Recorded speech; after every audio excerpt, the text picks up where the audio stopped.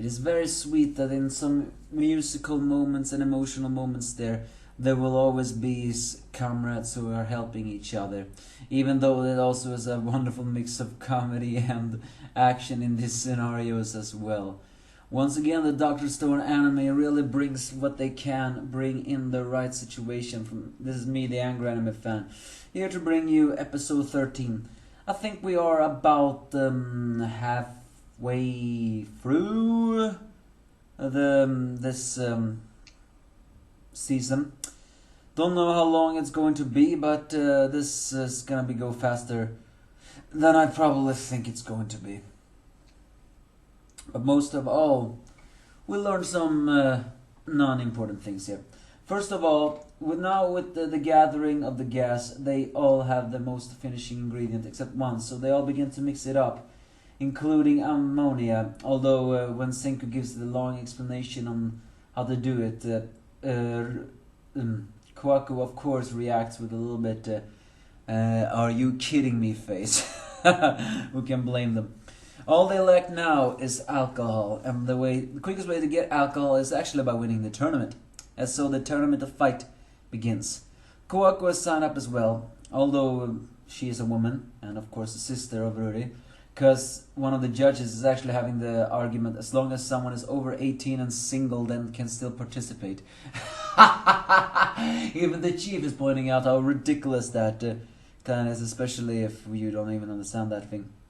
But Senku also signed up because he is, well, over the right age. And then to do some planned tricking. Chrome is also there, but he's not gonna really fight, he's just gonna wear things down. It's a little bit of a tricky scenarios here situation.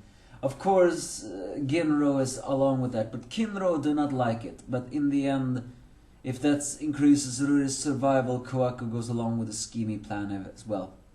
But here this thing gets a little bit interesting. When Ruri hears that... Sorry. When Ruri hears that one of them contestants signed up is named Senku, she inexplicably reacts to that. And feel like, well, she doesn't know Senku, she knows the name. And she tries to approach him and asks for his last name. In a Stone Age world, will they no longer have any last names?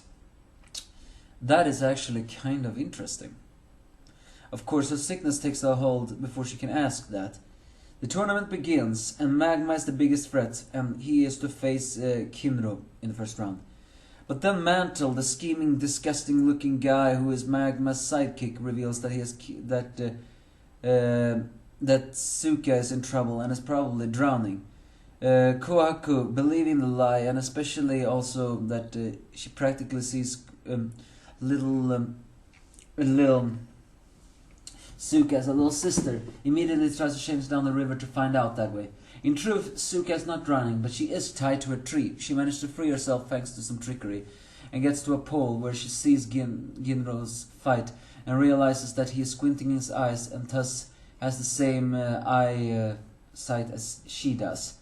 While the rest do see that Suika is okay, unfortunately,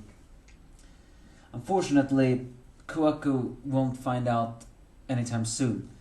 But realizing that Kinro is farsighted and do not really have the means to defeat Magma, despite the fact that all the training is actually keeping Magma at bay, it is given some nice badass moments. Suika, along with very dramatic and good music, creates a scene she considers to be the one place where she can truly be useful. I don't really know what's with this little girl and always wanting to be useful. Maybe it has to do with her farsightedness. But it really shows that Suika wants to be useful. She uses the stairs where the shamans is and then curls herself into a ball to throw the mask, along with hanging her glasses, screaming to Kinro that these are the eyes of science. Kinro dons it and sees excellent, although of course the guys are pointing out that the mask is incredibly wrong on someone like Kinro.